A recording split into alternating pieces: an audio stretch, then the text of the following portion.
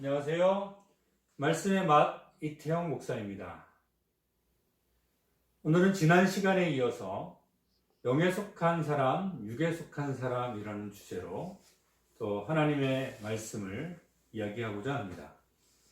우리가 지난 시간에 봤던 성경 구절 말씀에 보면 평강의 하나님이 친히 너희를 온전히 거룩하게 하시고 너희를 온 영과 혼과 몸이 우리 때에 흠없게 보존되기를 원하노라 라고 말씀하시면서 예수님께서 이 땅에 오실 때 우리가 온전하게 발견되는 것이 영과 혼과 몸이 하나님 앞에 흠이 없이 보존되어 있어야 된다라고 성경은 기록하고 있다는 것입니다.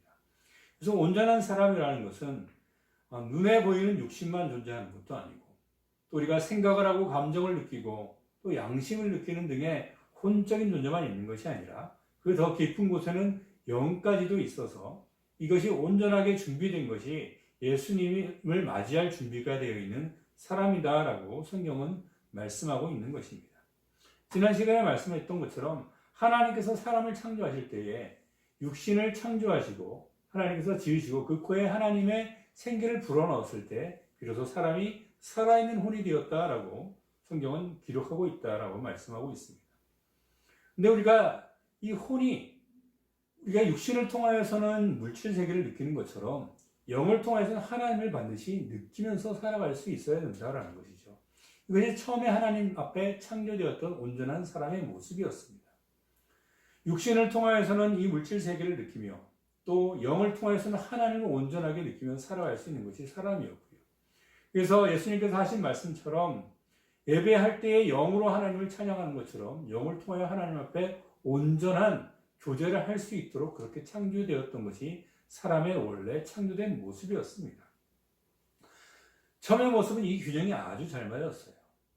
하나님께서 만드신 육신을 통하여서 이 땅에 있는 것들을 통치할 수 있었고 또 영을 통해서 하나님을 느끼면서 이 가운데 균형이 잘 맞아 있는 이 혼은 육신의 세계도 또 하나님의 영적인 세계도 모두 동일하게 완전하게 느끼면서 살아갈 수 있는 존재였습니다. 근데 오늘날 살아가는 많은 사람들에게 영이 무엇인가 라고 물어보면 그것이 무엇인지 잘 대답할 수가 없습니다. 육신은 설명하지 않아도 돼요. 육적인 것, 물질적인 것은 우리가 보고 그냥 느끼는 것 그대로입니다. 때리면 아프고 만지면 만져지고 꼬집으면 아프고 하는 것이 육신이에요. 그래서 육신에 대해서는 따로 설명할 필요도 없죠. 혼도 마찬가지입니다. 이 혼에 대한 존재도 그렇게 느끼기가 어렵진 않아요. 왜냐하면 육신이 전부가 아니라는 것은 사람은 누구나 다 알고 있습니다. 내 육신을 움직이게 하는 것도 내 생각이고 또 내가 감정을 느끼고 또 사람을 사랑하며 무엇이 나쁘고 좋은 것인지 스스로 판단하도록 하는 것이 내 안에 있는 것을 누구나 잘 알고 있습니다. 누구도 나 자신을 이 육신만을 가지고 나라고 말하지 않죠. 그렇기 때문에 사람은 혼이라는 것도 어느 정도 느끼면서 살아갑니다. 근데 영이 무엇인가 라고 물어보면 대답을 잘 못해요. 그래서 영과 혼을 그냥 혼동해버립니다. 그래서 영혼이라고 같이 말하기도 하는데요. 이 균형이 무너진 이유는 아주 간단합니다. 하나님께서 처음에 창조하실 때는 영, 혼, 몸이 균형을 맞도록 하나님께서 그렇게 창조하셨지만 이 균형이 어떻게 무너졌느냐? 아담이 죄를 범함으로 인하여서 하나님과의 관계가 뚝 끊어져 버리고 말았던 것이죠. 하나님의 관계가 끊어짐으로 하나님의 생명이 끊겨지고 그로 인하여서 아담에게 있던 영은 죽은 영이 되어버리고 말았다라는 겁니다. 영이 죽어버리자 영은 그 힘과 균형을 잃어버리고 그 혼은 영적인 세계에서 육체적인 세계로 더욱더 가까이 갈 수밖에 없었다라는 겁니다. 그래서 사람은 보고 느끼는 그 모든 것이 육신적인 일이 되었고 하나님께서 아담에게 하셨던 그 징계가 무엇이었습니까?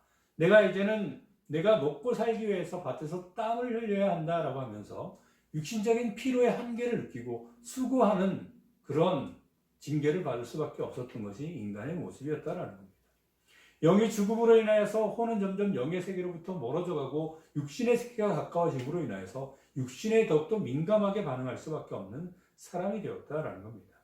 성경은 이에 대해서 분명하게 언급하고 있어요. 육의 몸으로 심고 신령한 몸으로 다시 살아나느니 육의 몸이 있은지 또 영의 몸도 있느니라 라고 우리가 부활장으로 알고 있는 고린도전서 15장에 기록되어 있는 말씀입니다. 예수님께서 우리를 부활시키실 때, 우리가 부활할 때 신령한 몸, 다시 말하자면 영의 몸, 영어는 스피리추얼 바디라고 되어 있죠. 그렇게 부활해야 된다는 거예요. 근데 어떤 몸도 있다는 겁니까? 내추럴 바디라고 되어 있는 육의 몸이 있다라고 성경은 말하고 있다는 겁니다. 우리가 태어날 때부터 갖고 있는 것은 내추럴 바디, 육신의 몸입니다. 이것은 우리가 지금 쉽게 느끼고 또 아프고 하는 것이지만 하나님의 나라를 유업으로 받을 수 없기 때문에 우린 영적인 몸으로 다시 부활해야만 한다는 것을 예수님께서는 사도 바울을 통하여서 우리에게 알려주고 있다는 것이죠. 그러므로 우리가 처음에 읽었었던 구절처럼 평강의 하나님께서 우리를 그리스도 예수 안에서 우리의 영과 혼과 몸이 온전하게 발견되는 것은 이 균형이 온전히 맞게 되는 것인데요. 그렇게 하려면 어떻게 해야 될까요?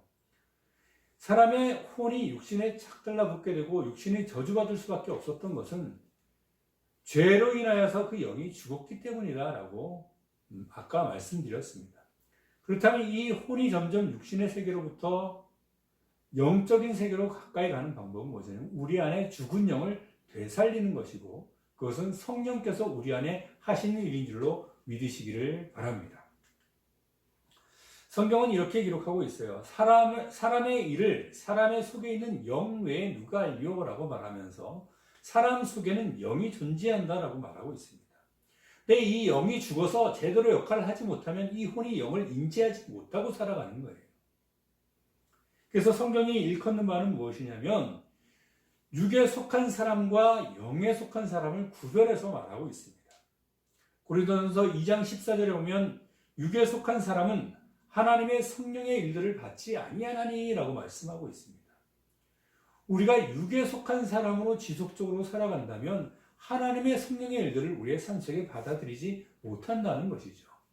그래서 영적인 삶을 살아가는 사람의 모습이 육에 속한 사람의 보기에는 어떻게 보입니까? 어리석게 보인다라는 거예요. 그리고 그것들을 알 수 있다, 알 수 없다.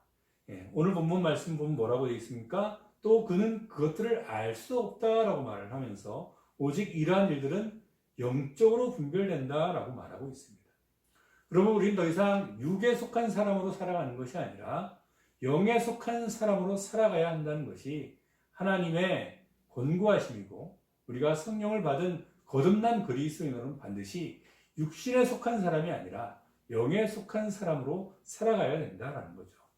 그럼 도대체 영에 속한 사람으로 살아간다는 것이 무엇일까요? 그에 대한 해답은 역시 성경에서 찾아볼 수가 있습니다. 요한복음 6장 63절에 예수님께서는 친히 말씀하십니다. 살리는 것은 영이니 육은 무익하니라. 내가 너희에게 이른 말이 영이요 생명이라 라고 말씀하고 있습니다. 육이 무엇인지는 우리가 설명하지 않아도 돼요. 이것이 무익하다는 거예요.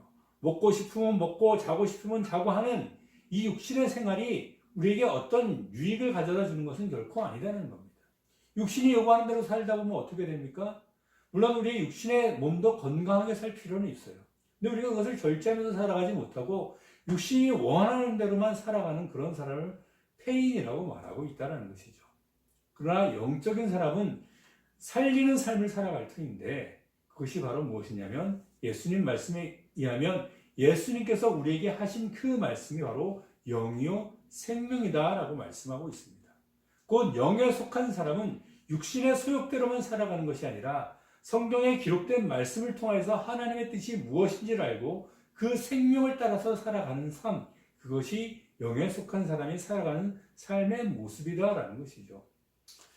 그렇다면 우리가 예수님께서 수가선 여인에게 했던 이 말씀의 의미를 다시 한번 생각해 볼 수가 있을 겁니다. 하나님은 영이시니 예배하는 자가 영과 진리로 예배할지니라.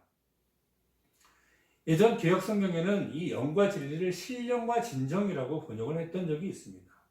그래서 하나님은 영이시니 예배하는 자가 신령과 진정으로 예배할지니라 라고 말하니까 이것을 우리가 예전에는 이렇게 얘기했었어요. 신령하니까 뭔가 거룩해 보이고 뭔가 좀 세상적인 것과 다른 좀 높은 차원에 있는 그런 신비로운 것, 그리고 진정이라는 건 진실한 마음으로 하나님께 예배하는 것이 하나님에서 받는 예배구나라고 이렇게 생각했는데 그 말씀이 아니죠. 신령이라고 번역되어 있던 부분은 스피릿, 영을 얘기하는 것이고 진정이라고 번역되었던 부분은 트러스트, 진리를 말하는 것입니다. 그러니까 우리가 하나님 앞에 예배할 때에 어떤 세상 사람들이 생각하는 그런 어떤 거룩하고 어떤 신비하고 오묘한 그런 것이 아니라 하나님을 예배할 때는 우리의 육신적인 것이나 우리의 혼적인 것이 아니라 영. 아까 하나님 예수님께서 뭐라고 말씀하셨어요? 살리는 것은 영이니 무익하고 무엇이 영이라고요? 내가 너에게 이른 말. 곧 영으로 하나님을 예배한다는 것은 하나님이 주신 말씀 가운데서 말씀 중심으로 드리는 예배를 말한다는 것입니다. 그럼 진리는 무엇일까요? 이것도 우리가 쉽게 성경을 통해서 그 해답을 찾아볼 수가 있죠. 예수께서 친히 말씀하시기를 이렇게 말씀하셨습니다. 내가 곧 길이요 진리요 생명이니 나로 말미암지 않고는 아버지께로 올 자가 없느니라.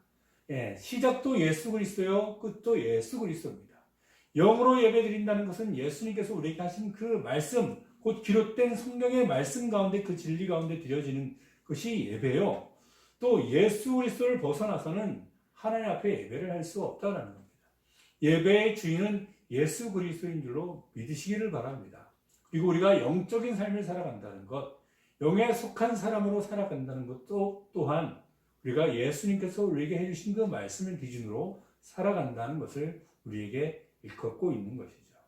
그러므로 우리는 육신에 속한 사람으로 육신의 소욕대로 우리의 감정대로 혹은 우리가 요구하는 어떤 소욕대로만 살아가는 것이 아니라 성경이 우리에게 기록해서 알려주고 성령을 통해서 우리에게 양심을 통해서 말씀해 주시는 그 하나님의 진리의 말씀 가운데 살아가는 것이 바로 영에 속한 사람으로서 살아가는 그리스도의 삶이라는 것을 반드시 알 수 있게 되기를 바랍니다. 말씀의 맛 오늘은 여기까지 하도록 하고요. 그러면 다음 시간에는 이 영적인 세계에서 일어나는 좀 놀랍고 깊은 사실, 마귀가 하는 것은 무엇이고 성령께서 하시는 일들은 무엇인지 다음 시간에 함께 알아보도록 하겠습니다. 감사합니다.